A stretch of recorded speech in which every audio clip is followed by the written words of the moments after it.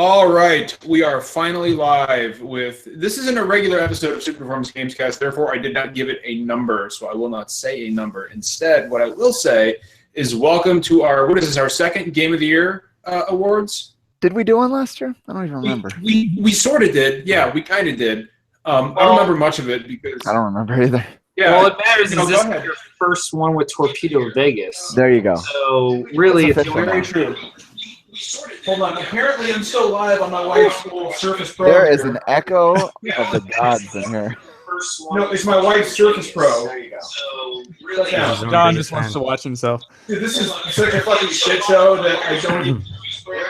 Shut down! Thank you. Jesus. Fucking unbelievable. We've been having some technical issues this episode, so please bear with us. Isn't that every episode? Really? Yeah, it wouldn't be SDGC. It's been rare. I guess, it wouldn't be SDGC without something fucking going wrong. No, people know what they're getting. Like, you think so, dude? Do you think people understand what a fucking dumpster fire this podcast is? Yeah, half the people expect a train wreck. That's why it's so compelling. Well, I mean, what else can you expect from a group of dirty neutrals?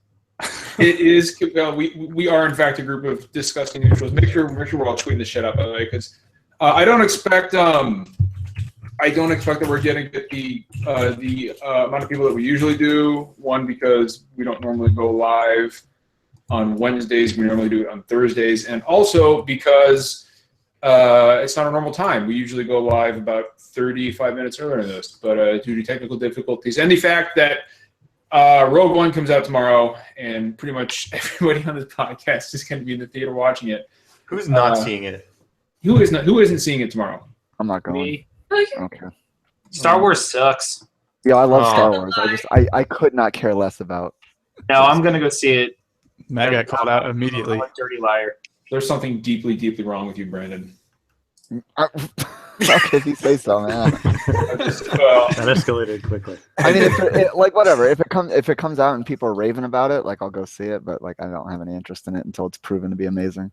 And if it's not amazing, then fucking I can forget about it and never pretend it exists. I know. I'm just giving you a hard time. But anyway, so Game of the Year. Jeff and JT were the ones who kind of came up with the system that we're using to determine what our Game of the Year was. And why don't you guys go ahead and talk a little bit about how you decided? Because I know there may be some controversies about some of our Game of the Year choices. And, I sure hope so. Some games that are on our list. So why don't you guys... I can promise you our list will be better than Time Magazine's. Yes, it will.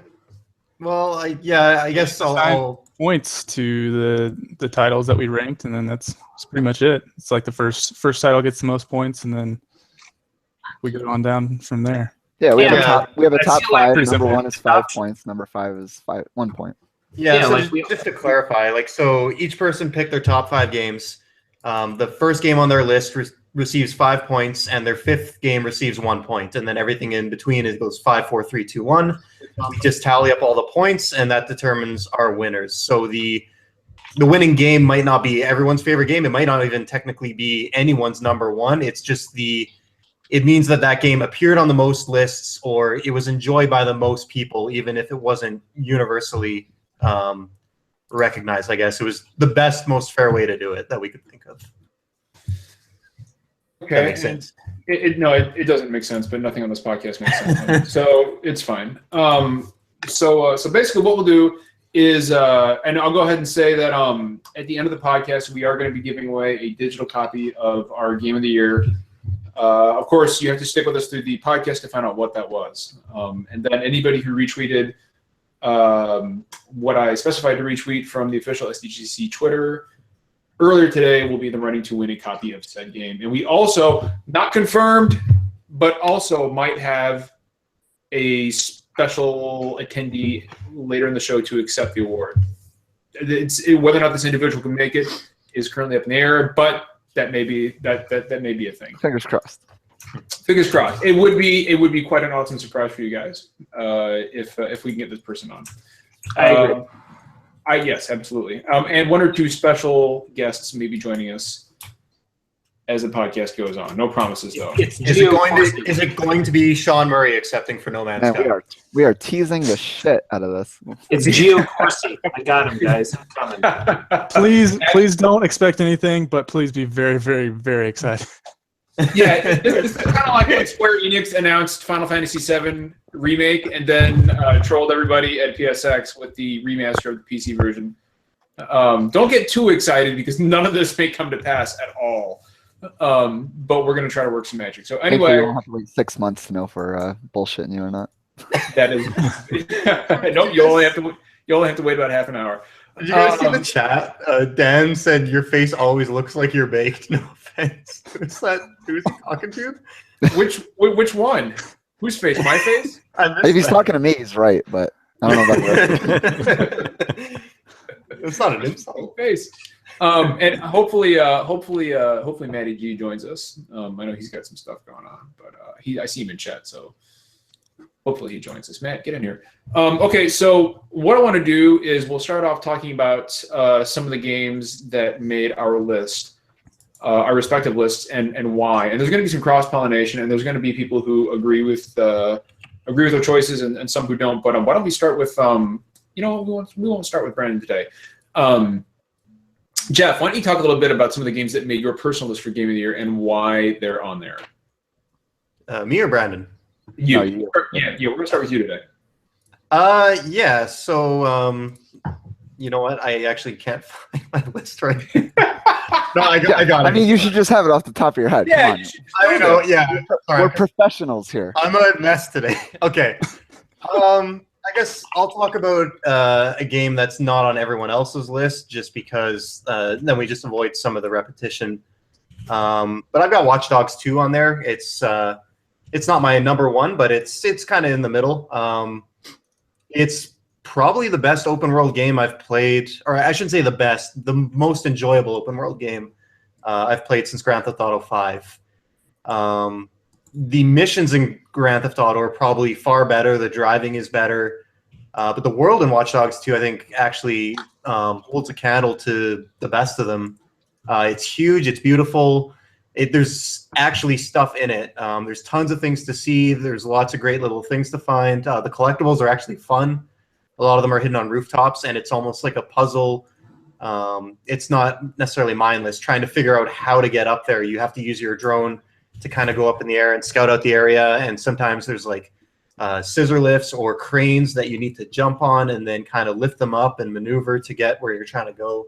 So I just spent like hours just collecting money bags to buy stuff and like unlocking clothes and t-shirts and shit like that. So yeah, I mean, the game itself is really fun too. Once you unlock all the gadgets and the stealth options, it really kind of sucks to start. I was a little bit down on it at the beginning. I think some of that stuff they should have given to you right off the bat because a lot of people probably won't make it that far. But once you kind of really get overpowered and have all the options at your disposal, the way you can tackle stuff is super fun. So that was a huge surprise for me. I liked the first game, but I didn't know what to expect from this one. So I was shocked to have it in my top 5 this year. Who else on the panel has actually played Watch Dogs 2? I know we had. Okay, yeah. What do you think about what Jeff said about Watch Dogs 2? Well, did you want me to wait till it was my turn to chat? No, I kind of wanted to just talk about some of our games, some of the games that made our lists, and then just kind of bouncing back and forth. And because I know we're not all going to agree on this. So well, then heck yeah, because Watch Dogs is on my list at the number 2 spot, which is high, but I really, really enjoyed Watch Dogs 2. Is it as high as Brandon looks, though? What's up? Is it as high as Brandon looks? It's as lit as Brandon looks. Okay, cool, awesome. Keep going. It's lit. That's pretty fucking lit. What I really enjoy about it is the fact that it's a complete tonal reversal of Watch Dogs 1. It doesn't take itself too seriously. It places itself in our contemporary world, but with like video game versions of things we know and love. So it's got its own version of Google, Facebook, LinkedIn, all these and different companies and people that we know, celebrities, and it's all very tongue in cheek. But also every mission is based on something that you know about. It's I finally figured it out. It is the video game version of a Law and Order episode where everything is just ripped from the Kinda makes headlines, sense. and it's not directly based on it, but it's so close that you know what they're commenting on. Hold But on, wait, hold on. When you say Law and Order, that's not like I don't watch these TV shows. Like that's not the one with David Caruso where he like makes a pithy comment and puts his sunglasses No. on and walks. Okay, that's cool. CSI Miami. That's CSI Miami. Okay, I just want to make sure. I was like, because if this is the video game equivalent of that, I will fucking drop Final Fantasy right now and go play Watch Dogs 2. No, because all the lately every episode of Law and Order is, as they call it, ripped from the headlines, and what that means is the storyline is based on some sick shit that went down in the real world. It's topical. And it's like that, exactly. Like all the missions have you taking out these corporate people and hacking the man, and it's refreshing because it feels like you're actually, sticking it to people that deserve it instead of Watchdog 1's one man's quest for vengeance, which was copy pasted from any other number of video games. I really enjoy the characters. I love the missions are all essentially attack something. But it's like you said, between the RC car and the drone, and the fact that the entire game can be played stealth and non-lethally using your yo-yo and a taser, makes it so much better than any other normal run and gun open world games for me. So I just want to caveat something Matt said, or I'm sorry, something Torpedo Vegas said. We at SDGC do not condone hacking the man and doing anything to upset the balance of power in the banking system or anything like that. So while it's fun to do in Watch Dogs 2, we don't condone hacking the man. Well, it also helps that none of us know how to do that. Well, according to Glenn Beck, you can do a click of a button. Play Watch Dogs. Watch Dogs taught us. Well, yeah, how to look, do it. I have my phone right here, and Whoa, John! Whoa! Be careful. Dude, put that down. Put it down. Sorry. Hey, remember how you had computer issues earlier? Information is power. So It was you, wasn't it? You son of a It was me. I have to take you down a peg. Torpedo Vegas bows to no man. Anyway, I just had this fucking image of your girl calling you Torpedo Vegas. I'm sorry. let's ask her. I can't fucking help it. Nah, baby cakes, I'm good. No, I'm not Torpedo. Yeah. Okay, so hey Jeff, where did Watch Dogs 2 end up on our top 5 list collectively? Got close, didn't it? Yeah, but it got close. It did not. I think we'll leave our top games, I think, till the end. Okay. Well, okay, cool. Well, let's do that. JT, why don't you give us a game on your personal top? It doesn't have to be number 1 or number 3 or number 2. Just what was a game that made it to your top 5 games this year, and why did you make that choice? So I like what Jeff did with talking about one that not everybody has, because there's a lot to say about those titles. So one standout title for me was Firewatch. And it's kind of easy to forget because it came out in February of this year. That's an excellent It's kind of hard to believe, some of the stuff that came out in January and February. It's like, wait, that came out this year? Like, there's been so many good games this year, and it was so hard just to narrow it down to 5. January was a solid month. We had Amplitude and The Witness. And Brandon's over there like, yeah, and fucking Firewatch was not one of these games. Brandon's like, I mean, whatever. Like, people like it. It is a divisive game, and I get that. Firewatch was in my top 10 earlier in the year before I had to make room for it for something else. I enjoyed it a lot. Yeah, the thing I liked about it was the journey. Like, say what you want about the ending. I personally like the ending, but I know there's a lot of people who don't. I do. And it's more about the journey for me. The storytelling, the vocal performances were just outstanding, I thought, and it really made you feel like you were there in the game, along with the Ollie Moss art. I thought that was just a huge standout to Firewatch. It was so incredible. Even whenever the PS4 version launched, it had some performance problems, but just looking at that, Putting it like, mildly.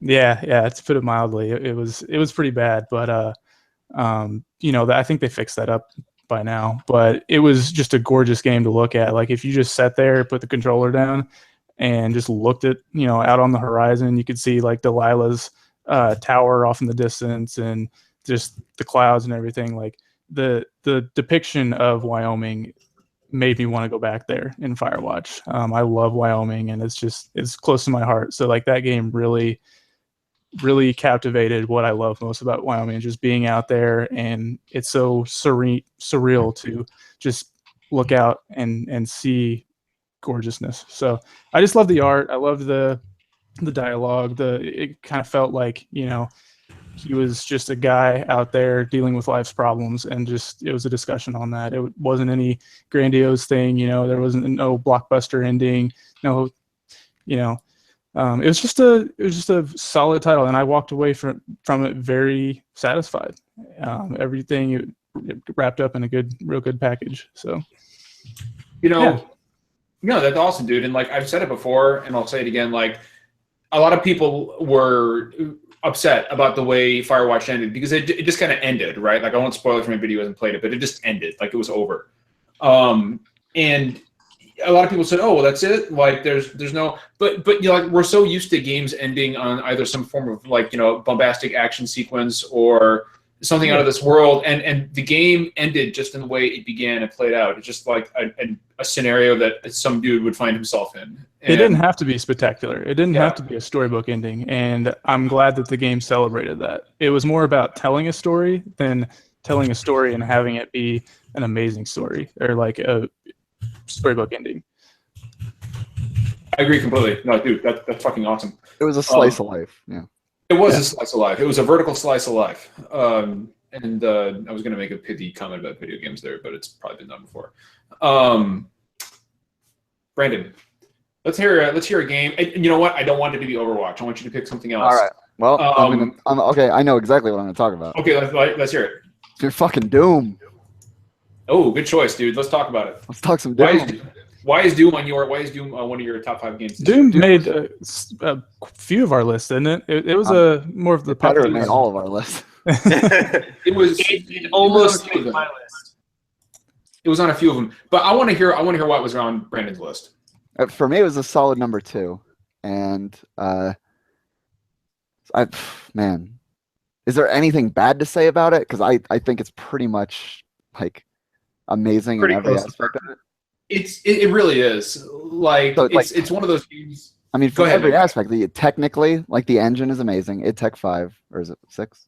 This is Id Tech 6. Yeah, Id Tech 6, amazing. Look, I played on PS4, rarely dropped frames. Looked fucking amazing. The tone, the story. I don't know if anyone hasn't watched Danny O'Dwyer's Doom documentary that just went out this week. Must watch. It's a 3-part series, 20-minute episodes each, and he goes over the first part covered obviously the game went through a lengthy development hell. Originally it was Call of Doom, and then eventually they brought in so the guy named Hugo Martin was pretty much the one who took it in the direction that it ended up being, where they were just like, fuck the story, just get him in there and start killing demons, and it worked perfectly. And just the tongue-in-cheek humor of it, the codex entries are hilarious. Like, they're so over the top, tongue-in-cheek, ridiculous. Like, there's so much stuff I didn't even see in my playthrough. Like in the documentary, you could see on the wall there's like a board meeting scheduled for like satanic rituals. Sacrifices. Yeah. It's just so over the top, and it works so hard. Like it really is the best way to please old Doom fans and bring in new ones at the same time. Because I mean, the humor is great, and it feels like, if you've been a fan of Doom for almost 25 years, like it really pulls you in. It feels like comforting and warm. And to even somebody who's just only played games in the last 10 years or so, it still feels like the games that they've been playing, but it's different enough and it's humorous enough that you can just kind of get into it. And I mean, like the combat is solid, like double jump. I mean, you get double jumping and mantling and fucking the momentum of combat is always rushing towards the demons with the glory kills, and like it's the soundtrack. Obviously, Mick Gordon won soundtrack of the year at the Game Awards, completely deservedly. And it's not just the quality of the soundtrack, but the way it's implemented dynamically. Like when you pull off a glory kill, it'll play a little clip real quick, and it mixes so well. It really makes you feel a part of it. and man, that's a hell of a game. I think Doom should be ranked up there as one of the biggest surprise hits of the year. Because I can count that, yeah. Well, because it did have such a troubled development, and there really was no expectations for it. And then I remember distinctly when the news came out that they were holding review copies until release day. Oh yeah. People were like, "Well, that's never good. This game's going to be garbage." And I was the one running damage control, being like, "Oh fuck, it doesn't matter, man. If the game is good, the game's gonna be good. Like, it doesn't matter if they're holding review copies." And was just as good on consoles as PC, which I didn't think would happen. I mean, obviously PC's probably the premier place for it, but it didn't suffer on consoles. It is the best FPS I've ever played with a controller. I haven't played Titanfall 2. And honestly, if it wasn't for Titanfall 2, it'd have the best story of a shooter this year, or even maybe generation, I think, for a first-person shooter. Was it better than Wolfenstein's? It'd be hard to do. No, this generation. Wait, no, that was Wolfenstein was this generation. I'm sorry. I feel like that was too long ago. But yeah, no. It was a cross-gen title. It was cross-gen. So I guess we should just say Bethesda's really good with stories in their campaigns. I mean, yeah, so fingers crossed for Prey next year, which also, might I add, the soundtrack is being done by Mick Gordon. Yeah, nice. I've got high hopes about Prey. Like that, it looks so fucking BioShock. Like it looks like BioShock and System Shock. It looks like a System Shock game. Yep. And everyone's been talking about Final Fantasy and The Last Guardian like finally coming out and turning out okay, but Doom, like that could have been in the same boat. It was like the same story. So what you're saying, incredible is that all three came out the same year. 2016 is the year of dreams. 2 months. It really, really is. Yeah. Doom was so good, like mechanically, but I feel like a lot of people forget about how well it was designed. Like exploring the levels, there's stuff that you could play through multiple times and not even see. Like, dude, I thought I was being thorough, and I missed like 75% of the collectibles. Yeah, like just opening the map and seeing like the places that you can go. You're like, how do I get there? The map is amazing, by the way. It's like this 3D, thing that you can scroll through and see everything that like, okay, how if I'm on this level, how do I get up there? And then once that clicks and you find out, it's like, oh, I needed to like get this to like open this door, and then there's like a elevator that takes me up there. It's like the most rewarding thing, because like it's just like a light bulb goes off and you're like, wow, like that's really cool, and it feels nice. The combat just keeps getting better the more upgrades you get. Like once you get the double jump, and then like you're just getting you get all the runes, and you can kind of customize the way you want to fight. Yeah, actually, I wasn't. Well, I also love how like the second or third chapter. I think just the first one was okay, but it was, like you said, until you get a few of those things, that's when it really kicks up a notch. Well, like I love how self-aware the game was, right? Like when Doom Guy wakes up and Samuel Hayden is talking to him, he literally does what every gamer's wanted to do countless times, and he just punches the fucking plot right in the face. And he literally, like, this is the game where the protagonist literally punches the story in the head and says, "Fuck it, I don't care." And I remember, like, there was a point in the game where I just started cheering, like, and I rarely do that. And it's when he was pulling at that demon energy, and Samuel Hayden said, he's like, "Be very careful." We need that. Yeah, and then he's just like, it's going on the ground. Yeah, and then he smashed another one, and he says, "Stop doing that, please." And he just pulls it out and smashes it again, and I was like, "This is fucking amazing. This is everything I've ever wanted." Yeah, Doom was fucking fantastic. And who was it though? Jeff, was it you that made the point about The Last Guardian and Final Fantasy, and this could have ended up very different? No, just the fact that it came out in the same year. All these things with crazy long dev cycles. Like the only thing that stopped it from being the true quadfecta was if Persona 5 had come out this year.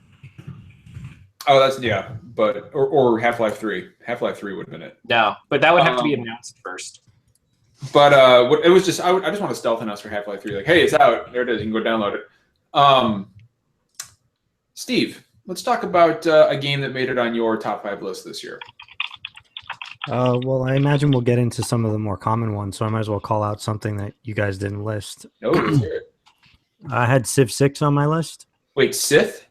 Civilization 6. Oh, okay. I think you said Sith. I'm like, Star Wars game. I didn't realize there was a game about the Sith. Okay. I'm so happy that you put that on your list.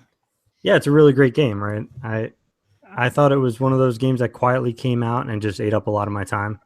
And it's something you could really be excited about, though. If you examine some of the changes that they made, they were kind of revolutionary. The trade system was a huge change. The game has never really relied on trade as much as it does in this part of the series. If you look at the diplomacy, there have been huge improvements. The city management is completely different. We kind of knew that going in. The music is still solid. They've smoothed out a lot of the load time problems. Not so much on the turn cycles, but for the individual movement of units, you can do some of those simultaneously. I think it's playable all the way up the chain too. I don't know if you've played on the hardest difficulties, but Just medium. you could try it, and it's much more accessible now. Especially if you give it a few goes, you kind of get the feel of what you need to do early on in order to stay competitive. So I played a little bit of the multiplayer too. That's better than last time around.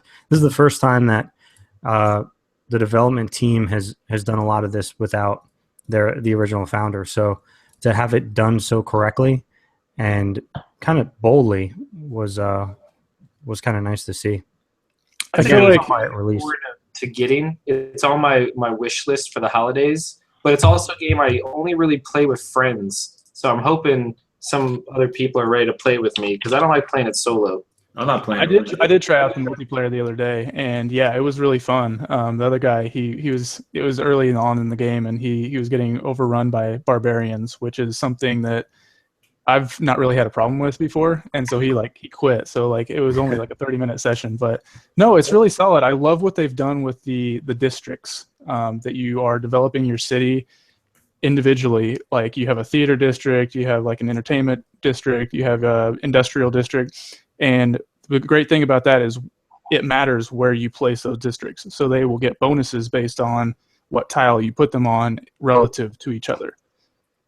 And that's just a really fun way to engage with the environments that you're given. So like if you're playing as like the Brazilian commander, you get a bonus based on rainforest tiles.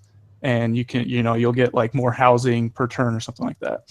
And so it's just really fun to like engage with the maps too. Like I love the city building aspect at the most. I've never really liked the military like taking over the world, but I think it's cool that it has multiple ways to win. You have 4 different victory conditions, and they added religion on there this time around too. Yeah. I feel like Civilization 6 is what Civilization 5 wanted to be.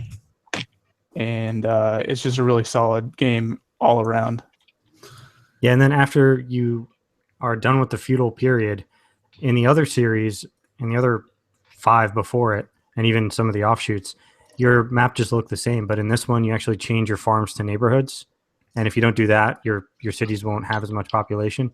And all the changes just kind of make sense. So it's kind of an elegant change. The only thing simple, but it's been a really big improvement.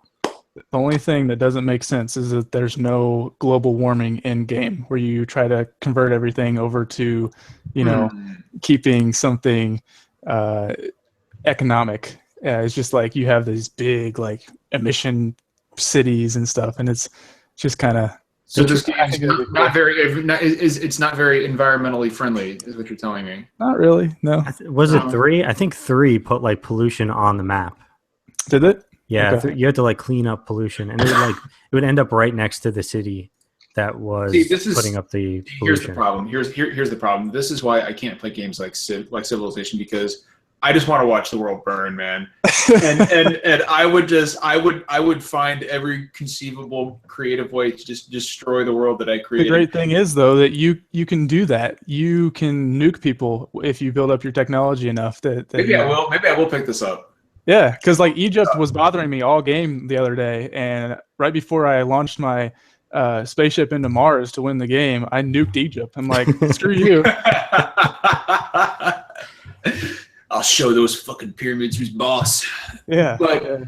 But no, like Vicky has been dying to play Civilization. She wants to download it on the PC, and like this is the reason I couldn't play those God games that Molyneux used to put out, like Black and White, because I would play these games and I wasn't like within 30 minutes. Like I'm like, I'm a sadistic fuck. I need to stop this. Like these games are not good for me. I would pick people up with my little god hand and like drop them into volcanoes one by one, and then I stopped and I was like, I need to take measure of my life real quick and figure out what's wrong with me. Okay, I'll talk about one of the games in my top 5. And you guys probably know which game I'll talk about. I'll talk about Final Fantasy 15 since somebody's brought it up. Shut up. This was a game. So a lot of people say, oh, it was in development for 10 years, and that's kind of a half truth. I mean, it's technically been in development for about 3 or 4 years. I mean, it's reusing assets from Versus 13, but 15 is kind of it's kind of its own thing. And for a long time, people everybody said, oh, this game's gonna suck, it's gonna be terrible, and I always kind of believed, and I said that on the podcast. And for me, the game delivered. I thought it was great. I'm about maybe, I wish I could check, but maybe 75 hours in. I've done nothing since it came out but play Final Fantasy 15. It's the only game I've touched. And I finished the game in about 40 hours, level 42, I think. And so here's the thing.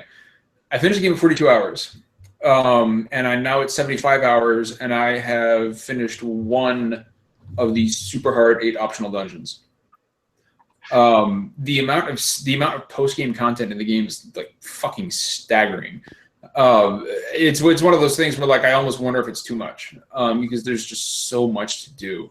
There's another secret dungeon that I finished called the Piteous Ruins, and it's a platformer. There's no enemies at all. It's just a platforming dungeon in Final Fantasy, and it took me 2 nights to finish. It took me 4.5 hours to get through this thing. It is ridiculously hard, but it was also one of the most satisfying things I've ever done in a game. It took a friend of mine 7, and he was texting me about it immediately after. You have to do this immediately.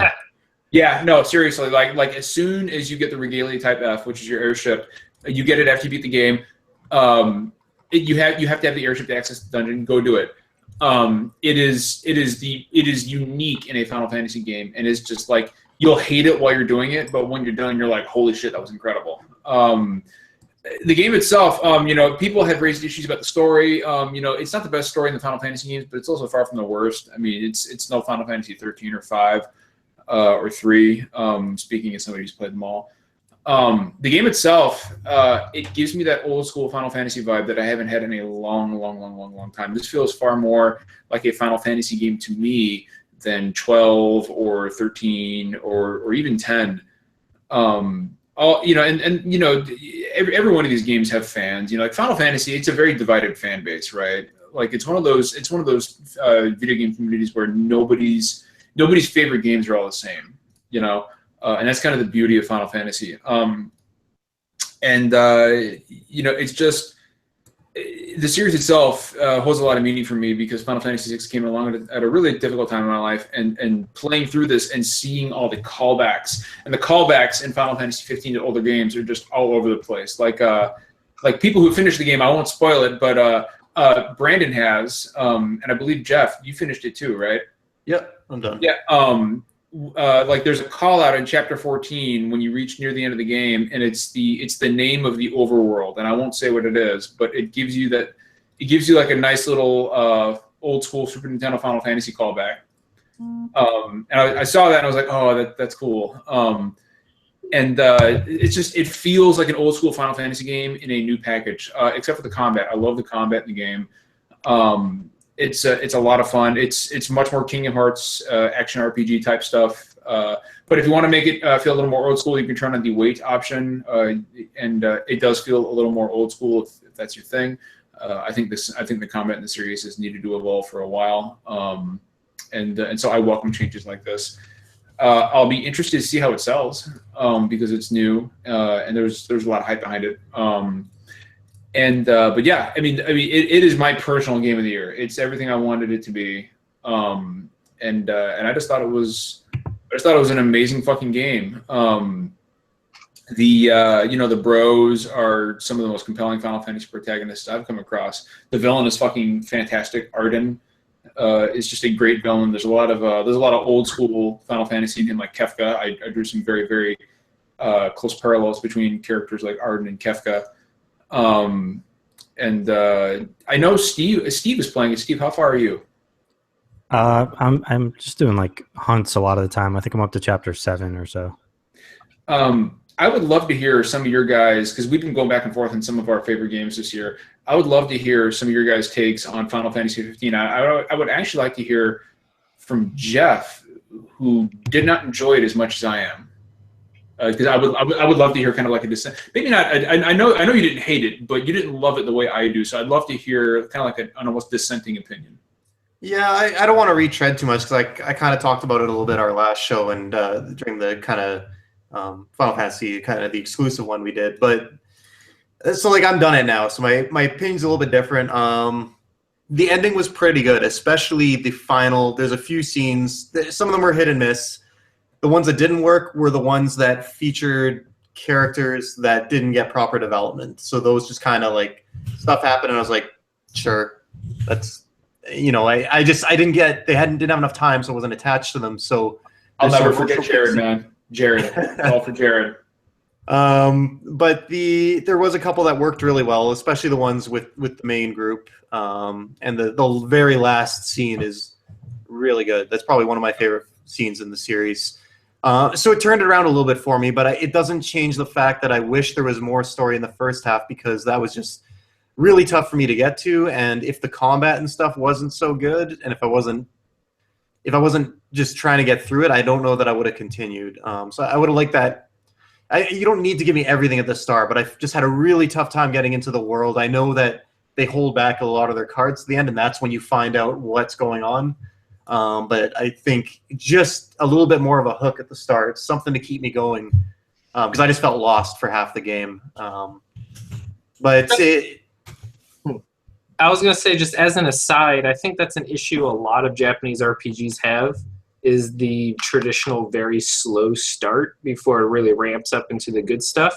Yeah, they want a mystery and a vagueness so that they can pull that twist halfway through that happens in like every single JRPG. There's that big event that changes things or something happens, and I agree. But no, I did enjoy it. It does a lot of good things, and I think the story problems and the sparseness and the disjointedness are just a result of all the changes in development time.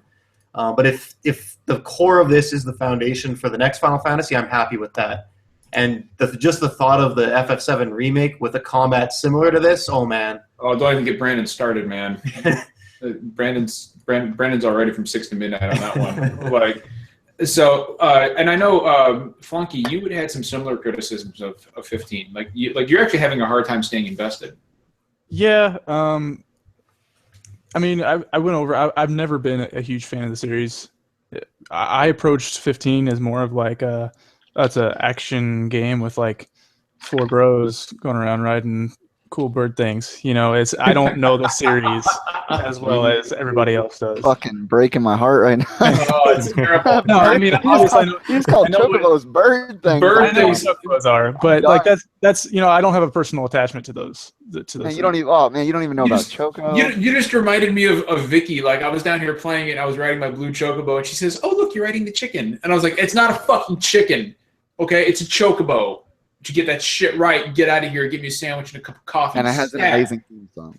And then she told me to go fuck myself. So, speaking about the game objectively, though, I did have a couple of problems. Like I said that it was it had one foot in the 1990s as far as like design wise. Like, why am I jumping whenever I'm trying to pick up things? That combined with like the amount of games that are out that I want to play right now. Like Dead Rising 4 came out. I've been playing that. I've just kind of like fallen by the wayside. It's not as important for me to finish it right away, No, I completely agree. So, like, let me ask you this, dude. Like, do you feel like this is a Final Fantasy for first timers? Because that's what they say right at the beginning. This is a Final Fantasy for fans and first timers. Yeah, I mean, my initial like thoughts on it was it made me want to get more invested in the world. And once that honeymoon period wore off, and there was just like overwhelming in games, and Overwatch came out with its like holiday update, and there's all this stuff. I just like, I don't need to beat this right now. Basically, what happens to me with every other game. So it's nothing special with Final Fantasy. You really don't. Yeah, you've had a hard time finishing games this year, haven't you? I do have a problem with that. You really, really do. And Brandon, I know you love 15. So I sure did. Yeah. Where would you, so I'll just ask you this: where would you put it now that you finished it? Where would you put it on your list of Final Fantasy games? Roughly. Number 5, I believe. That's So strong. it would go 7, 6, 9, 15. So it's number 4. Yeah. Number 4. That's strong, dude. Strong. Have you touched any of the post game shit? Nope. I beat You the game should. and I went back to Overwatch. Yeah, they got a holiday event, man. I need my, Yeah, you do. my Elf Tracer, Yeah, my you do. Santa Tour. Yeah, you do. That's a good one. Overwatch. I know that made a few lists. It was on mine, I believe. Brandon, I know it was your personal game of the year. It was my number 1. Who else Without had question. Overwatch on their list? I did. You did. Steve. I know. Yeah, Steve did. What about the rest of you guys? Did anybody pick Overwatch as one of their games of the year? Not me. I believe it deserves to be on the list, but personally, I did not list it just because I've always had a negative experience with teammates. Have you played with Brandon? Yeah. Oh, That's what I'm talking about whenever I say with teammates. No, I'm kidding. terrible. No, I do need to play more with people, but it's just, finding the time. I'm really close to buying it on PC. Like I'm really, really close. Just do it, dude. That is one of those games that will always have an audience. Like 10 years from now, there will still be You people lose all playing your Overwatch. skins, though. You have to start all over. My PC account surpassed my PS4 account for time played. I only played like 3 hours on PS4, so I have nothing to lose. My PS4 account was at 350 hours, so to pass that was quite a Jeez. Yeah. Okay. So I played like 700 hours now. Here's a good one because I know this made up several lists. Inside. Let's talk about Inside. Inside was on my list. Who else put Inside on their Game of the Year list? I think Matty G did. Matty G did. Brandon, what about you? Did I get Inside on there? was my top 10. I liked it, but not that much. Just you and him. Yeah. I'm looking at the list right now. Really? No Yep. shit. Wow, dude, I thought Inside was more popular on the podcast. I loved Inside personally. I liked it, but it didn't make top 5. That's the Right. problem. Is there's so many good games this year. Like there's so many I didn't put in my top 5, but like if they ended up in my top 5, I would have been like, yeah. Like it's how do you pick? That's a problem. Like I rustled over what my top 5 were. I was like, The Witness, no Inside. I was like, oh shit, I forgot about Far Cry Primal. Like, And I think like if we had more time to do 2006, I think our list would be completely different. While like that gave us more time to like play more games. And Yeah, like I didn't play Titanfall 2, I didn't play Gears of War 4, I didn't play Dishonored 2. Like all those games I want to play, but so much. I haven't played any of those either. Yeah. oh, dude, Same Dishonored 2 is so good. So good. So, hey, JT, you got the list right in front of you, man. Like, grab a game off of there. We'll talk a few more games, and then we'll talk about our game of the year. What did Well, you how like about I about talk about Inside? the game that I'm the only one that put it on there? No, we're not talking about Naruto. Damn it! We're not talking about Naruto. Why, I don't why want to even let me put it on the list? Why am I even here? Torpedo, I love you, but I don't want to hear you drone on for 5 minutes. I About know. Let me Naruto. just tell you. Pitch Naruto to me Don't understand. Oh, in 30 God. seconds. All right, you got 30 seconds. Go. Talk Naruto. It's good. Done. There you go. All right, I was counting down, too. I was going to give I'm you 30 convinced. seconds. I was going to cut your fucking No, mic. no, it's I'm fine. gonna I really enjoyed it. Boot up the As PS4 and buy it right now. an anime-based fighting game. It was never going to be balanced or appear at Evo, but as fan service, it was perfect. And as a send-off to the series as a whole, it was just mwah. Bye, Naruto. I'll miss you. I just don't want a repeat of Rex Novus. God bless Rex. We love you. But the minute you started talking about Digimon. Our fucking viewership for that episode, I watched it start dipping, and I'm like, cool, dude, cool, that's awesome, Digimon, that's great. So we Let's have to fucking talk about anything Digimon else now. Cyber Sleuth? No, we're not talking about Digimon. No. Game No. Wait, so when I got We're Where mute. Garurumon, son, that's when shit got good. I stopped watching when he started talking about it. Oh no! I accidentally. What happened? I accidentally Steve actually Torpedo. unsubscribed. Okay, all right. While I'm trying to figure out how to unmute Torpedo, because I'm not sure I know how to do that. We'll talk about So how about this, JT? Pick a game that most people put on as their game of the year, because I don't know what everybody else put. Most people put. Yeah, grab one that we haven't talked about yet. That you see popping up on the regulars. I don't have the list in front of me. We haven't talked Dark Souls 3. We haven't talked The Witness. Let's do Let's talk about The Witness. I feel like Let's talk about The Witness. Yeah. That's another game that came out, yeah, like in January, and it's like that was this year. You know? Hold on, I gotta unmute. Poor. It's not unmuting him. Why is it not unmuting him? What have I done? Oh, you got it. You got it. He's good. Okay, there we go. All right, dude. Okay, for a minute there, I thought it wasn't gonna work. I was like, holy shit, what have I done? He can always drop out and rejoin. Yeah, he can. All right, yeah, let's talk about The Witness. How many people had The Witness on their Game of the Year list? I put it on not there. on my top 5, but overall. It squeaked into mine. Yeah, me and Jeff both had it at number 5. And I don't know, it was just really cool kind of experience that you were in this environment and solving puzzles, but the puzzles got more and more intertwined with the environment. So at first you start out as like, oh, that's weird. There's a line puzzle blatantly right here sticking out. And as you got further along in the game, you start discovering like the entire island is more connected with these puzzles than you think. And so I thought it was a very cool kind of experience where you like discover things as you go, and it's like I talked about earlier, that light bulb thing starts to happen, and it makes you feel smart. And it does make you feel beautiful. I think really Brandon does. said that it was the best tutorial ever in a game, and I think it was you way back when. Maybe. Arguably, it would be. You can't think of another tutorial that made you learn such a different game so quickly. It teaches you everything without ever like telling you it. Like you just intuitively learn, especially the way it builds on. Like so many of the puzzles just build on themselves. Mm-hmm. And you look at it, and sometimes it takes a few minutes, but you look at it, and then eventually you're just like, oh, that's it.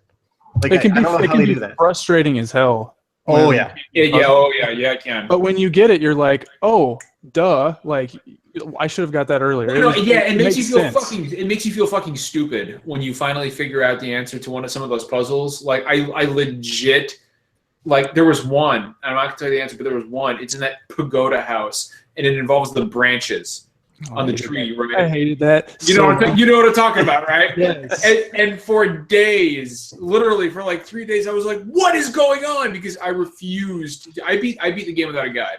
I didn't look on the internet once. That's impressive. Dude, it almost fucking killed me. But I got through it without looking at a guide. Like just thinking about it was making me sweat. But for 3 days, I was like, "Fuck this game, fuck this puzzle. I can't take this shit anymore." And then I looked at the ground, and you know what I'm talking about. And I was like, I just bent the controller down or the thumbstick down. And I was like, "You've got to be fucking kidding me. You've got to be fucking kidding me." And I finished the puzzle, and I was angrier than I was before I started it because I was like, it was right fucking there. It was right there. But the beautiful thing about The Witness is that, like you said, everything is interconnected and everything is interchanged. Like when you figure out that woman on the mountain, or the mountain is like in the shape of a woman, and when she casts a reflection on the water, I was just like that moments like that blew me away, and I was like, I've got to see this through to the end. I've got to see what's happening. And the ending, if my job allowed me to smoke a bowl, man, I would get so high and watch the ending of that game again. Question: did you do the gauntlet puzzle at the end, the timed one? I did not. Yeah, I wasn't able to pull that off either. Why did you give me this That's mug? the only cup that's clean. Don't complain. This is not the manliest mug you could have gotten me. Jeez. Well, so it's fitting. Shut up. Thanks, Ben. Hey, honey, what is your game of the year? Overwatch. Yeah. Ew. I was expecting The Last Guardian. When did Rocket League come out?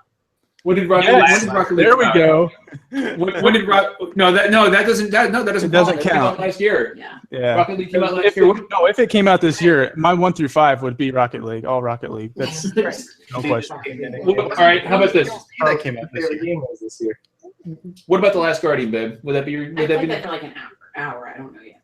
Okay. Because it's glitchy and it drives me crazy. But But I love Trico, So many Yeah, hot yeah. takes. there's a lot of people come for the game reviews and stay for the hot takes. And speaking of game reviews, don't forget we're on OpenCritic.com right now. so So, subtle. yep, it's amazing. Thank you, babe. I guess I should throw this out since she just gave her answer, because my portrait ghost of a girlfriend. Her favorite game, as she plays it right now, is Pokemon Sun and Moon. And she's so far ahead of me in this game. It's disgusting. She's kicking my ass. By the way, dude, I'm sorry. I mean no disrespect to your girl whatsoever. So please take this in the best possible way.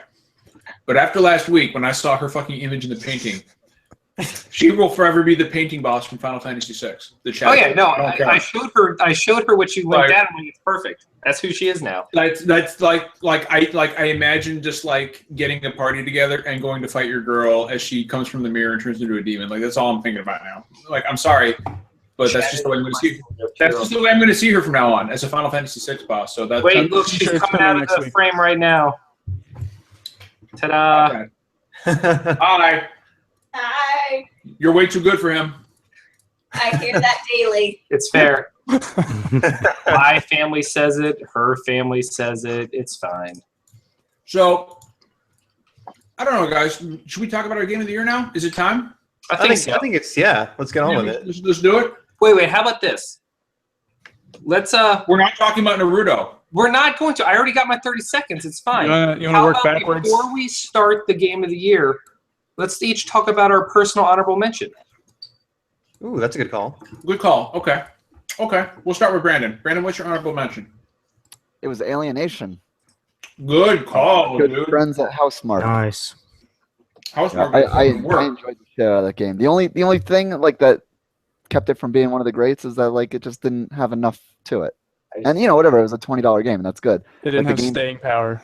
Yeah, it didn't have staying power, and that's fine. It was a $20 game, it wasn't a $60 game. And I don't expect to play it for like a full year, like Diablo 3 or something.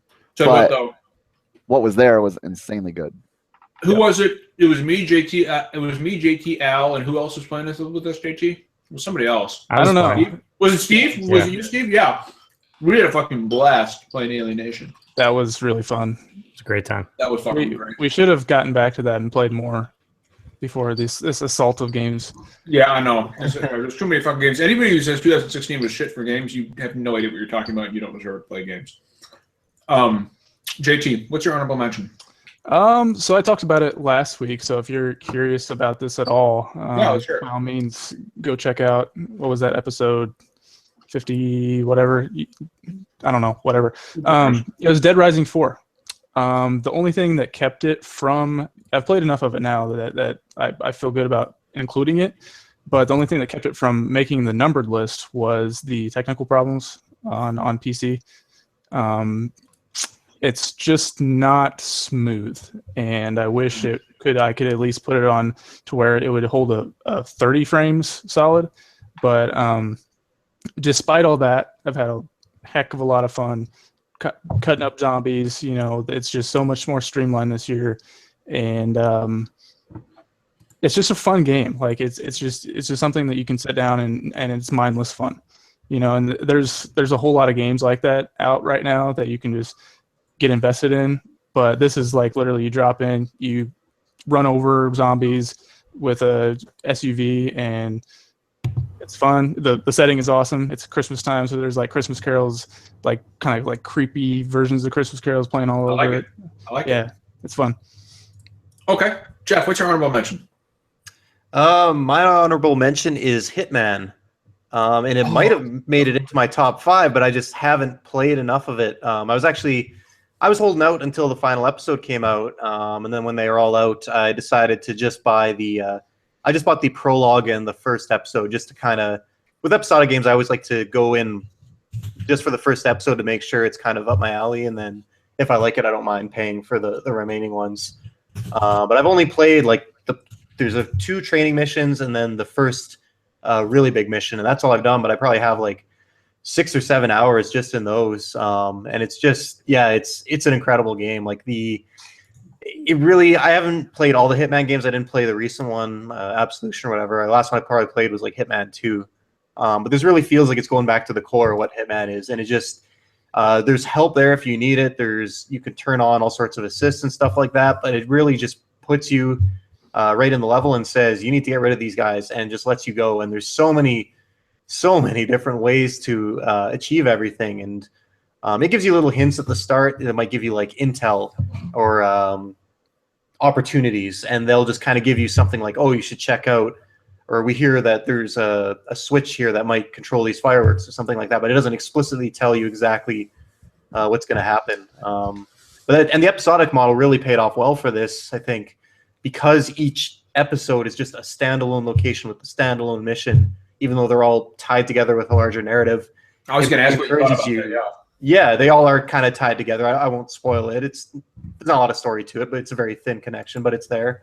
But just, it really encourages you to replay a level over and over again, and there's so many different challenges and things you can unlock, different assassination methods, finding certain things in the level. It's just infinitely replayable, and it's probably one of the biggest surprises of the year for me too.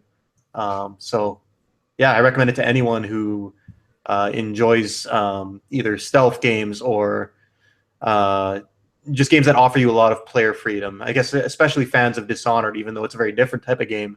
If you like that kind of flexible approach to levels, you'd probably dig Hitman. I love that flexible. Fun fact, they just added a holiday update that makes the bad guys from Home Alone 2 one of those special contracts where you have to assassinate them. That's fucking outstanding. I was just going to ask if you could kill people in a Santa hat. This is so much better. This is so much better. That's awesome. I need to get around to I was thinking that Hitman would be my next game after Final Fantasy 15, then I remembered. It's one of those games that everybody is talking about how good it is. It's just I've never sat down and devoted time to it. Well, I'm going to wait until next year when they release the physical version of it with the whole complete thing. Yeah. And then I'm going to delve into it. So, Torpedo, what is your runner-up? My runner-up is please don't get it. High Cross 3D 2. Because I'm sorry, what is that? It's a puzzle game on the 3DS. Oh, okay. High Cross 3D 2. It's kind of like a three-dimensional version of Sudoku almost. Susan was talking about that whenever she was on. So you two would have got along real well. Yeah. Well, it's actually how I met Jason Schreier from Kotaku to begin with, because we seem to be the only two super fans of the series. And when they stealth announced Picross 3D 2 for the 3DS, we were the only people on Twitter nerding out over it. But no, I mean, it's that perfect kind of puzzle game where you finish one puzzle and you immediately go, you know what, I think I have time for one more. And now 270 puzzles later, I'm like, is this game ever going to end? I don't know. And I don't care. It's like the perfect getting ready to go to sleep game. You just lay in bed with the 3DS and you're just like knock out a couple puzzles and call it a day. I love it. It's completely addictive. I don't know. If you tell me that it's going to put me to sleep, it's not a ringing endorsement. No, come on, you know what I mean. Yeah, yes. But it's one of those games that it's not going to ever compete in my mind with like a game like Final Fantasy or Watch Dogs or Doom or something like that. No, but don't have that. Like, I think it can compete, right? No, in my head, like I crave those kind of story-based games and enjoy those more. But that's why it's my honorable mention, because I get so addicted to these games and I love them so much and they have so much content to them that I feel like it always needs to be recognized in some capacity. It's just The Witness was probably a better puzzle game, but this by far is the more addictive one. Cool. That makes sense, dude. All right, Steve, what is your runner-up? I went with The Division. Sorry, honorable mention. Sorry. Yeah. The Division, because I played that with a lot of friends. It was a lot of fun. A few friends from New York were playing it, and then just their friends were playing it. We had these groups of like 2 or 3 parties at a time just running around laying waste in the dark zone. It was a lot of fun. My favorite memory of The Division is always going to be playing the beta with you guys and listening to Brandon screaming that he's going rogue and just running ahead of it. I'm like, dude, wait! He killed somebody he knew on Twitter or something. I killed somebody that I knew from Gaff and Twitter. That's fucking awesome. Because they tweeted at me like after we closed the game. I went back on Twitter and he's like, "Dude, what the fuck? You chased me into a corner and killed me and my friend." I was like, "What?" No, and then we were all like doing jumping. Is that the one we were all doing jumping jacks on his corpse? Yes, like, yes. And we did jumping jacks on their corpses without knowing who they were. It ended in an alley, and as we were leaving, Brandon was like, "I might know that guy." No, I didn't know him because his PSN ID is completely different from what he uses. Oh, okay. On Gaff and Twitter. That was our time in the division beta, was Brandon going all Leroy Jenkins on everybody, and the rest of us were like, "What are you doing? What are you doing?" Good. Like, we had it was good. a hell of a time. With The moral of that story is, please let us change our PSN names, Shuhei, Shuhei, so that we can identify our friends. Yeah, not murder them. Oh, actually, the moral of the story is we need to be playing more games together online as a podcast. That's true. Yeah, we need to be doing that. But so my runner-up, or my honorable mention, not my runner-up, it was The Witness. Just because I was a huge fan of Myst growing up. I had kind of a weird love-hate relationship with it because it was so good and so ahead of its time, but so fucking frustrating. And then, of course, you get to the ending of Myst, and it took me like 2 months to finish Myst, right? Because I was playing it in school and in a time, and the fucking puzzles took forever. And then at the end, you had Atris in Dunny, and you give him the last page, and he says, "Thank you." And I was like, and then he goes back to writing. And I was like, I'm done with video games forever. Like, I'm never gonna play them again. Of course, that didn't hold true. But The Witness was kind of a great throwback to those old games like Myst and Riven, only in 3D. And if you have an HDR capable console and you have an HDR television, I highly recommend you play The Witness in HDR because it is a thing of fucking beauty. A beautiful fucking game. I'm really looking forward to what Jonathan Blow does next because that dude is a masterclass in game design. Okay, so what we're going to do now, we are going to talk about SDGC's game of the year, and we're going to start with the third runner-up, which is our bronze trophy. What are we going to do? Hold on. Chat wanted us to point out that there are a couple games on our list we haven't talked about yet. Are we going to briefly mention all the other ones, or are we just going to go into the Well, I mean, I don't want to spend all because there's so much to talk about. But we can go ahead and list them off. JT, why don't you go ahead and list them off real quick? The ones we haven't talked about. Start from the bottom and work up to the top 4. Yeah, there you go. Let's do that, and then stop at 4, and we'll talk about our bronze trophy game real quick. Okay. Let's see. The bottom one, I'm just laughing. I've got it open. Yeah. The bottom one is Naruto, if anybody's wondering. Fuck that. 1 point for Naruto. Who gave Naruto 1 point? That game is baller, son. Battlefield should be on there. I gave that 1 point. So, okay, yeah, Battlefield's 1 point. Sorry, maybe I missed that one. No worries. Civilization, going from the top to bottom, Civilization 6. Forza Horizon 3, we have not talked about that one so far. Anybody got anything to say about that one? I have not played Forza Horizon 3. In fact, I've never played a Forza game ever. It is excellent, and it's in my top 10. It just wasn't quite enough to crack the top 5, and I'm still annoyed that it runs like shit on my computer. That is why I did not make mine. No reason for it to run like that. It drops to the 20s. Is it still that game still has problems on PC? No excuse for that Not going to be fixed at this point. For a racing game to stutter the way it does. I'm sorry. Yeah. What's the fucking deal with PC games running better on consoles or games running better on consoles than PC? Like Windows it's the Store Windows 10 games. Yeah, it's not PC games. That's fucking garbage. Anyway, what else? So we haven't talked about Ratchet and Clank. I know a lot of people played that earlier this year. What an oversight! Yeah, loved Ratchet. For a $40 game, you cannot get better for your money. Man, I never 100% games. I'm not a completionist. I finish them and I'm done. And I did fucking everything in Ratchet and Clank. It was so fun. Really? You never do that, dude. I know. Yeah, no, I did every little optional thing and I just couldn't get enough of it. And I'd like played a few of the PS2 ones, but I usually get a few hours in and just move on to something else. But this one, just front to back, I ate it all up. It was so good. That game fucking oozes charm out of every single pore.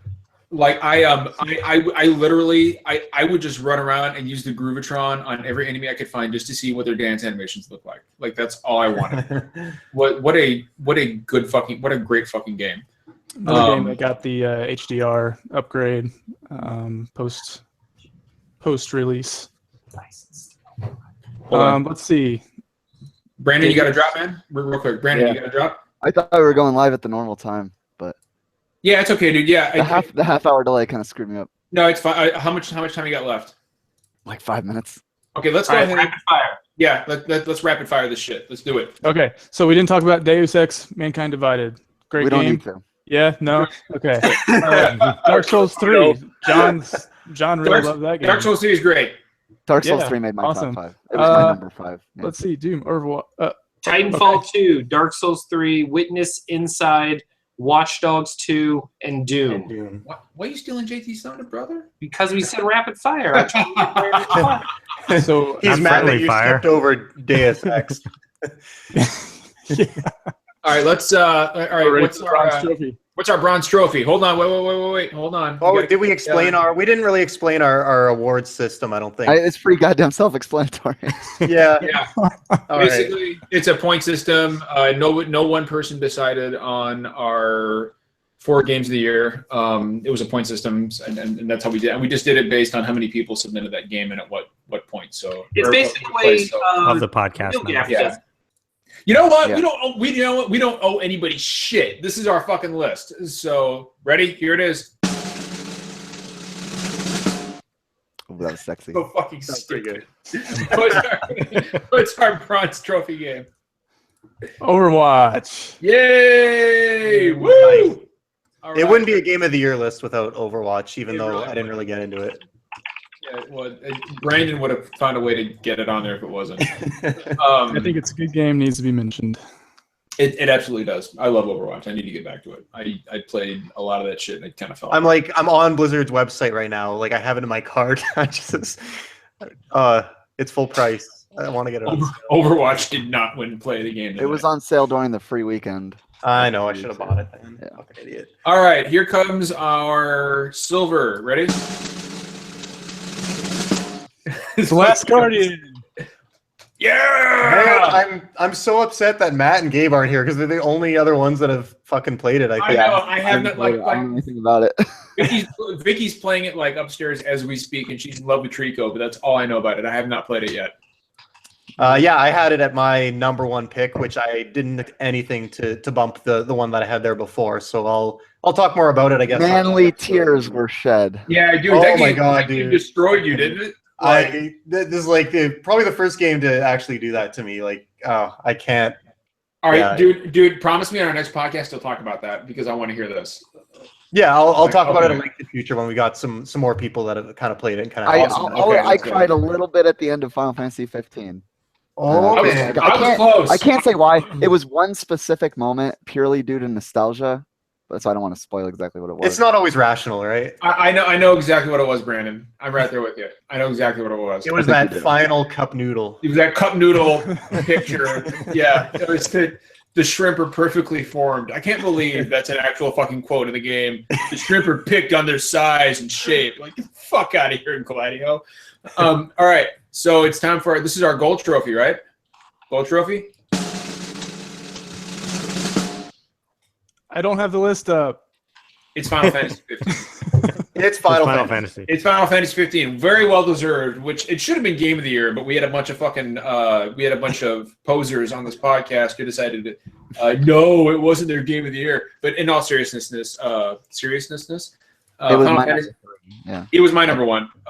Great fucking game. Worth the wait. Worth the wait, in my opinion. worth the wait. Worth the wait. So everybody listening thus far have probably been screaming this title at the podcast the entire show because we haven't they're mentioned probably, it. where the fuck are you talking? Where is this shit? Why aren't they talking about So it? everybody in chat probably knows what it's going to be at this point.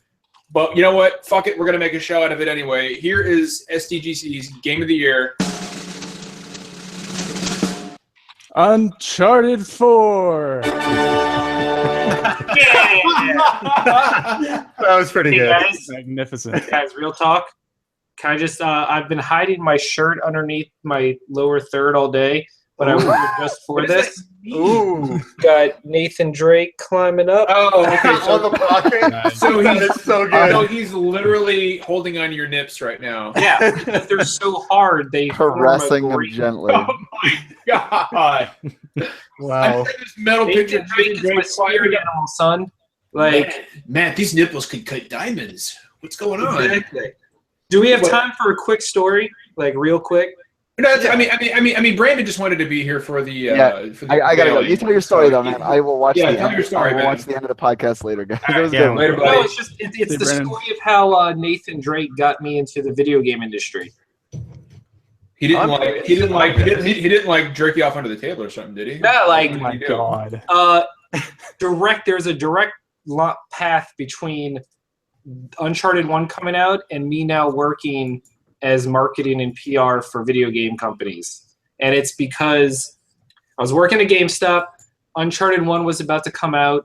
Sony had a big contest to see how who could sell the most pre-orders of it. I ended up selling the most pre-orders of Uncharted 1 in the entire GameStop company worldwide. You So I was so hyped for this game. Sony flew me out to Santa Monica to meet Naughty Dog. And I spent all my time with their marketing team and saw how much they loved their job and how much fun they had. And at the time, I had just taken the MCAT and was going to go to med school.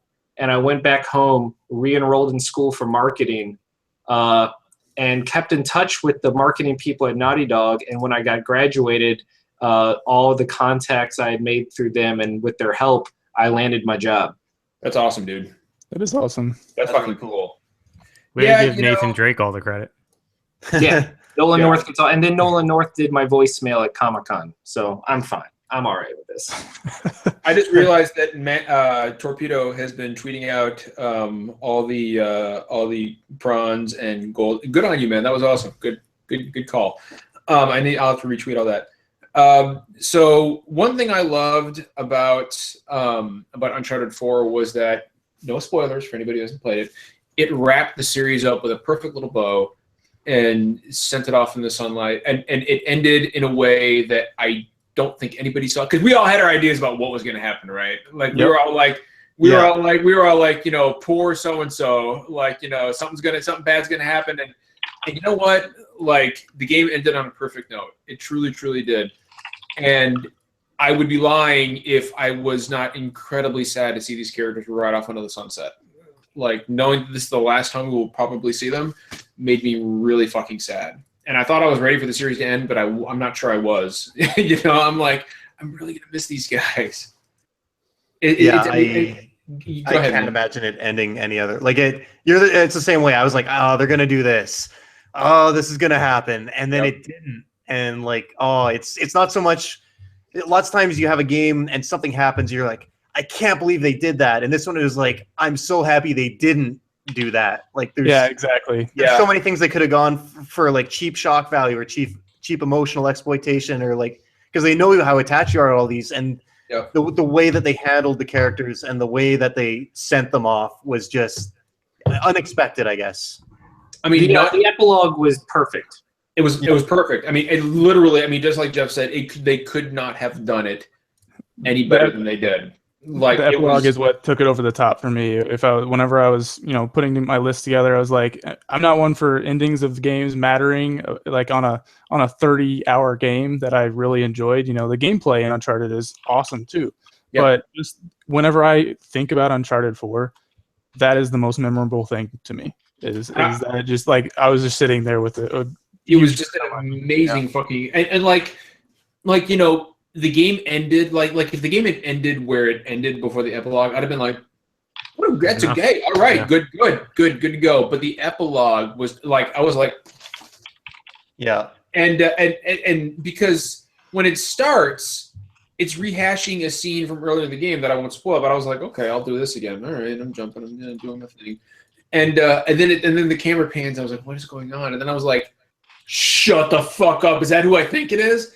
And I was just I was floored. I was floored by the way it ended, and I was floored by the way it didn't end. Like you guys said, like I was like, wow, like Naughty Dog just subverted all expectations and delivered something that was. I mean, I knew it was going to be something special, but I was not expecting something quite on that level. Yeah, and this could have been an easy game to get wrong, just because people were expecting so much from it. So it wasn't necessarily a given that they were going to get it that right.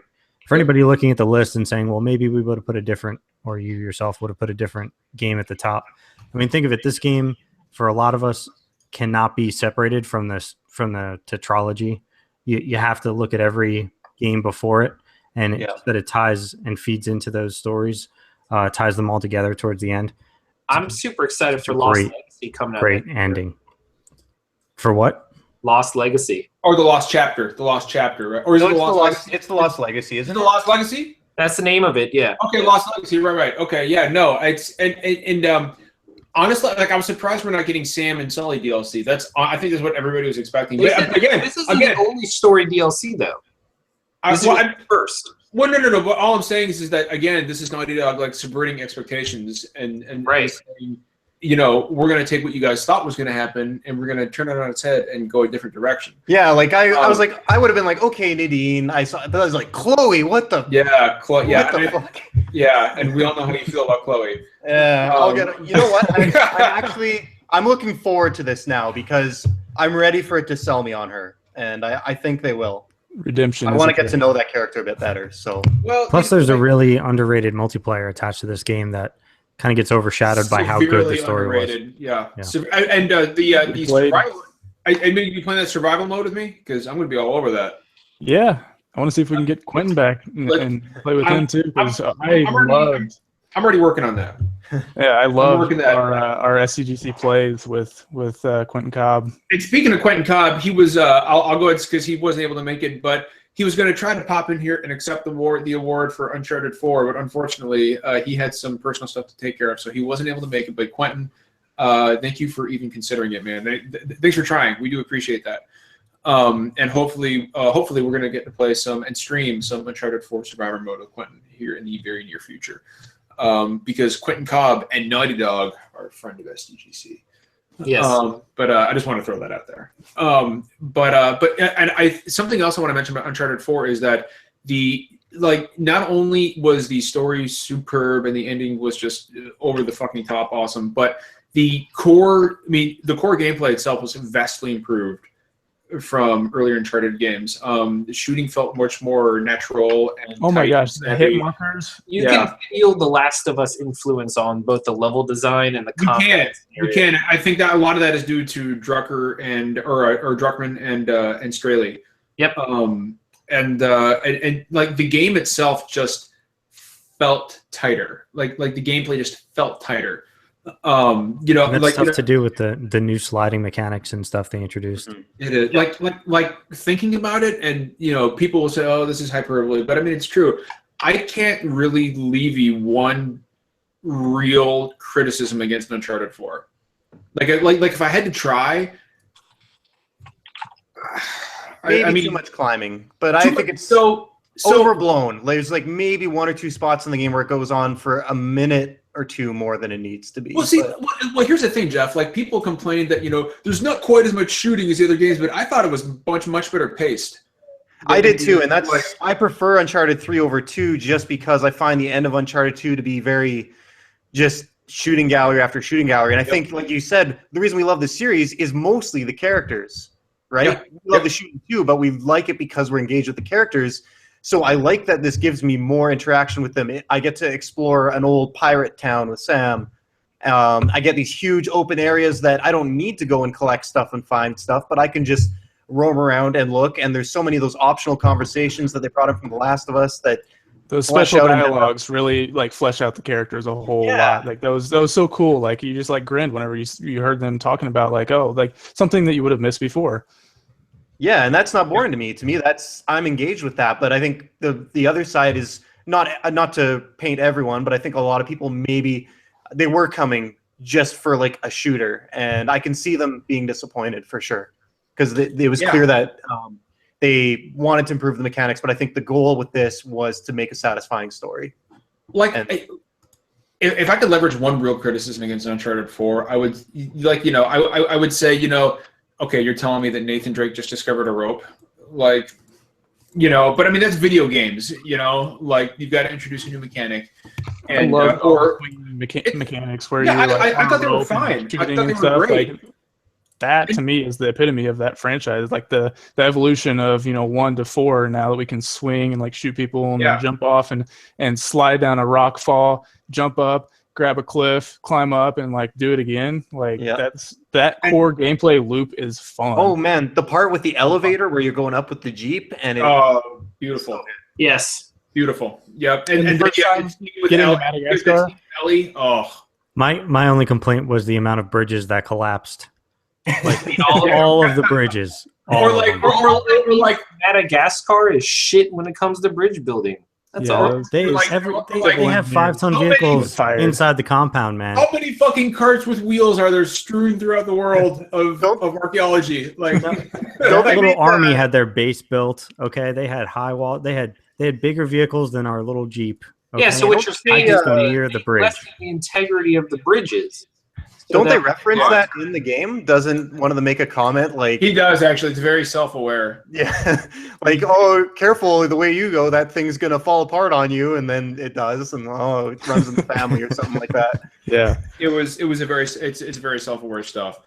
Instead of a thief's end, I tweeted out that it should have been never trust bridges. Never trust bridges.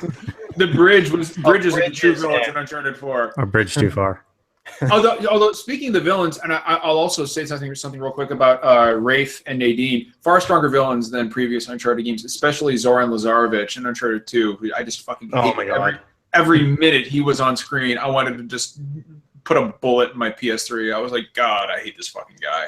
I think the greatest thing about the characters is Uncharted 4 succeeded at both maintaining the characters that they already had and introducing new characters in a way that felt organic and engaging.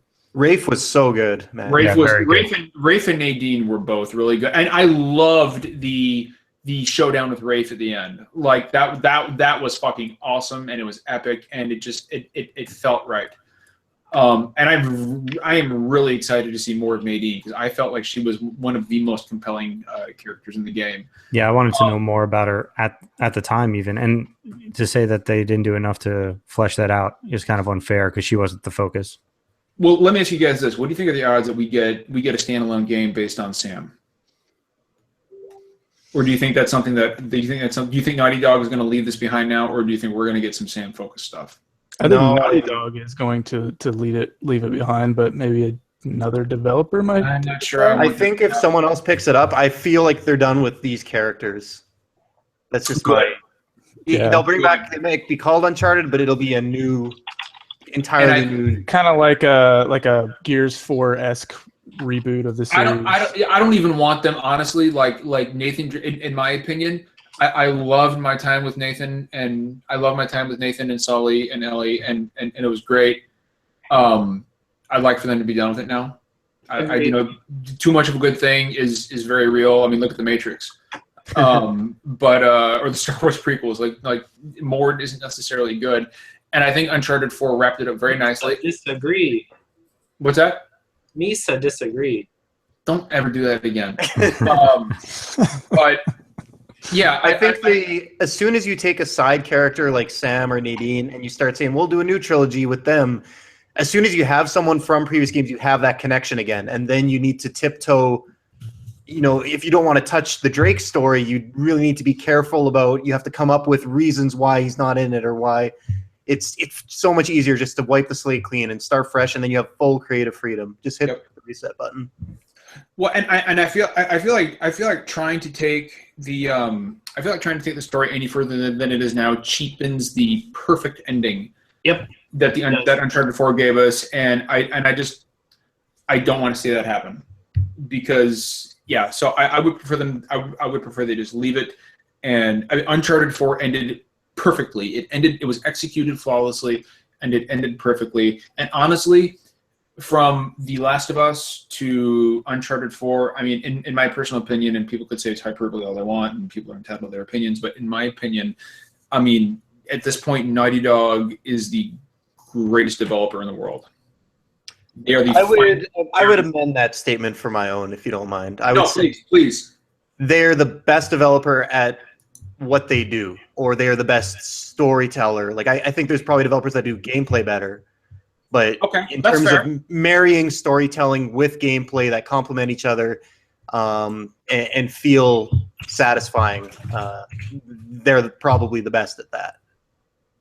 Yeah, real quick, I just want to give a shout out to the dude 79 in chat. He helps run a podcast called The Short Pause, and everybody should go check that out. good stuff over there. I've listened to quite a bit of it. I've had too much Bailey's in my coffee, and we got to get him on the podcast sometime because they're doing good stuff over at The Short Pause. Okay, so we promised that we were going to give out a copy of Uncharted 4 to or a copy of our Game of the Year, which is Uncharted 4, to anybody who retweeted what I said earlier on the official podcast, and we'll go ahead and we'll do that now. Which is, if you don't follow it, go to Twitter and follow at SDGC_podcast. Get all of the official news. I'm gonna have to do another drawing because I'm not giving it to a Twitter sex bot. So we're not, unless Amy _XO really wants it, we're not gonna sorry, but we're not gonna give it to you. All right, so here we go. We'll do this again. I'm doing it on my phone, and it is Neutral Gamer 1. At All Star Gamer 10. Is he in chat? I think he's in chat actually. He was in chat. Is he in chat? He was here for most of it. Okay, no, yeah, he's here. He's here. It looks Okay. like he's actually he's already got Uncharted 4. So here's what we'll do. Since you already have Uncharted 4, we will give you $60 of store credit to whatever platform you want: Xbox, PlayStation, Steam. Just hit me up. Yep, he's in chat. Just hit me up on Twitter. Just send me a DM. If you don't follow me, my DMs are open. At Mr. Negative with an M. Send me a DM. Let me know you're there, and just let me know what you want, and we will hook you up with $60 in store credit. And that way you can get whatever you want. I'm not gonna make you get a second copy of Uncharted 4, although it is worth it. 2 copies are better than one. Well, it's been a great show. I had a lot of fun with this. Game of the Year is always good stuff. It's a shame that Brandon had to leave early. It's a shame that Gabe and Maddie G couldn't be with us. We'll end on a few quick notes. As I mentioned before, very, very fucking hype. You can now find all our reviews on superdeformedgamescast.com on OpenCritic. Yep. We are now contributors to OpenCritic, which means that it will be much, much easier for us to get review codes, which means you guys can expect to see quite a few more reviews from us in the future. It's kind of the culmination of a very, very strange trip that this podcast has taken. It's still a dumpster fire, and it's always going to be a dumpster fire, and I wouldn't have it any other way. That's the beauty of it. But I feel like our shit show of a podcast is part of the appeal. But I don't think we've ever had a fucking podcast where there hasn't been some sort of fucking terrible issue. Yeah, you can find us on opencritic.com now. You can get all our reviews there, and of course on our website superdeformedgamescast.com, where you will also find opinion pieces and some really hot takes, like the hottest fucking takes you could possibly think of. Are all over our Twitter accounts and on our website and right here on the podcast as well. And I will also say that we got some big stuff cooking for SDGC in the future. My boys here on the panel know exactly what I'm talking about, but I'm not going to say anything. Yep. But we're thinking big. We're thinking real big, and we got some big stuff coming in the future. So please, as Square Enix would say, please be excited for that. Please be excited. And I also want to point out real quick that I got my bottle of Wiz's Energizing Elixir Final Fantasy 15 drink here. I'm actually going to drink this and give you guys a review on the website. I'm going to review the official Final Fantasy 15 drink. If it doesn't come with a GIF of you doing like the Joel, like, then that's a trash review. Somebody has to make that happen. I will record myself doing it, and somebody has to make it a GIF. All right. If somebody can do that, Deal. that would be fucking amazing. I'm not gonna lie, this probably tastes like nuclear piss, but whatever. I'm gonna fucking drink it anyway. I got 2 bottles, so I can put one on my little toy shelf here, and the other one I can drink and probably vomit right back up, because I tried the Nuka-Cola Quantum and it tasted like somebody liquefied a dead body. Like, it was just the worst thing I've ever tasted. So nice. I don't expect Wiz's Energizing Elixir to be any bad or to be any worse. This is made with 2 full servings of Geisel greens, and And it says save your caps. Why? Like, On that note, what? Yeah. But anyway, we'll go ahead and we'll cut it off here. Hope you guys enjoyed our Game of the Year episode. All-Star Gamer, hit me up on DMs. I'll check them after the show. And I'll hook you up with whatever you want, Xbox or PlayStation or Steam or whatever. It's up to you. Sorry, John, just to clarify. So I think we're going to be off, I assume, next week and probably the 29th. So are we coming back on the 5th or what? So we're definitely out next week due to the Christmas holiday, because Christmas is one of the few things more important than this podcast. As for the next week, we'll play that one by ear. How about that? Stay tuned. Maybe the last podcast of the year of 2016. Could be. It could be the last podcast. Probably will be. If it is, you guys have a happy New Year. If not, then if it is, we've had a pretty good freaking year for video games. Honestly, yeah, we have. And I'll tell you what, if this is the last podcast of the year, I'll say this. Real talk, no bullshit. I love all you guys. Yeah, bro. Seriously. Like, you guys have helped me take this podcast to places that I literally thought it would never go. We're on Open Critic.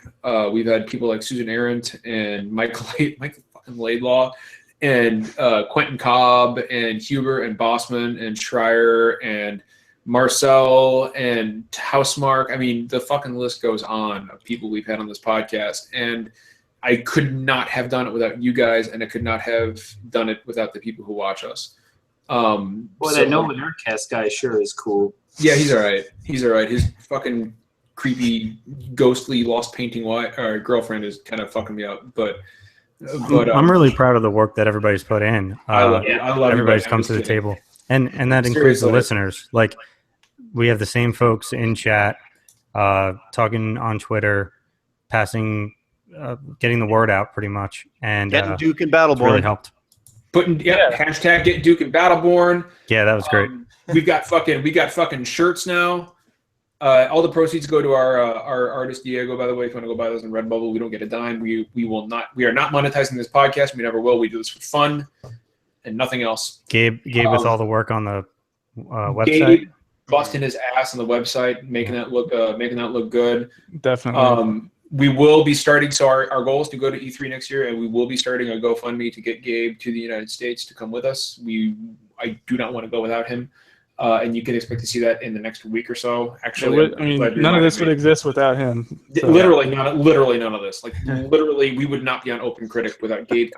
We wouldn't have a fucking website without Gabe. We'd be posting our reviews at 140 characters at a time. Yeah, it'd be on sticky notes, and I'd be just sending them out. But yeah, couldn't I do this without Gabe? So we're gonna start a GoFundMe for Gabe to get him to the U.S. He lives in Brazil, so he can attend E3 with us, and we would love it if you guys helped us make that happen. And I know he would too. But yeah, it's been a long, strange trip for SDGC. I never imagined we would get this far. We are, we're part of the gaming press now. We're on Open Critic, and we're doing it. It's pretty fucking amazing. I'm not gonna lie, it's pretty fucking amazing. We're past 700 subs now. We'll be at 1,000 in a couple months, and yeah, it's good stuff. Proud to be part of it. Yeah, I'm mostly proud that you're here too. Thank you for being our fearless leader, and I love you. Okay, there's none of that leader crap. We're all on the same footing. The only reason I even host this thing is because it's on the. But any one of you got Jeff hosted it. He did it much better than I did. That was probably the fucking best episode, dude. The intro you did to that episode was fucking top shelf. Yeah. Certainly the classiest. That was top shelf. I'm actually a little disappointed that you're not on camera wearing a suit every week, because you are After Hours Jeff, and that was really epic. That was amazing shit you did, man. I'm not gonna lie. When we had the computer problems earlier, and it's like, oh, who's gonna host? I got a little excited. Yeah, yeah. Never say never. Maybe one day. All right, guys. Well, I have to go. Yeah, we're gonna go ahead and wrap it up. So as always, just in case this is the last show of the year, everybody have a happy and safe holidays, and a very happy and safe New Year. And as always, it's not always poetry. We don't always agree, but we always keep it real. Have fun video gaming, guys. We'll see you later. #mutual pride.